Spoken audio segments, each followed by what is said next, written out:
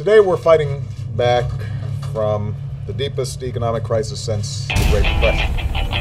The government bailout of Wall Street is still, in the minds of a lot of people, controversial. $700 billion in 08, and they want more now? Talk about the big banks that may not make it without help.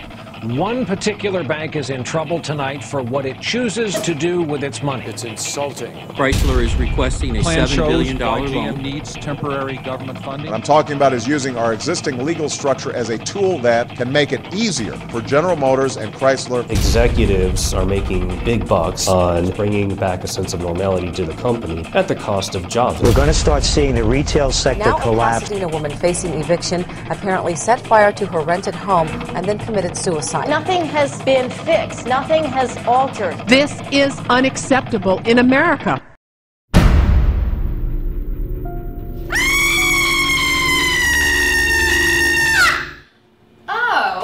Across the country, there have been multiple reports of the dead rising from the grave and going back to work. They're undead and after our jobs. Zombies shouldn't be, and there's that sort of scariness. But now also, like, they took our jobs. When you're in a situation where there's 10% unemployment across the country, zombies do create tremendous insecurity. It just seems like a monstrous version of issues that we already have. Really what happens when you become undead is you become incapable of having directed, conscious forms of structure. If you're just working for the sake of working, just like zombies, you're not really living. And for how many people since childhood are we trained to value the merits of work for its own self? If one were to die and then reanimate, and we asked what are the fundamental impressions that would still be there? If the dead came back to life and were taking jobs, it really depends on how we respond to that. Probably could start some kind of a war, not a class war, because they're all working people.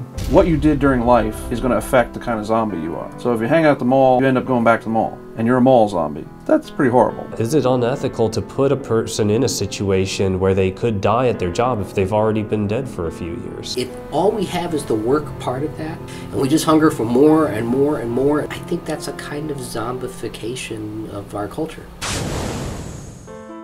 We'd certainly be productive, but it all depends how we define productivity.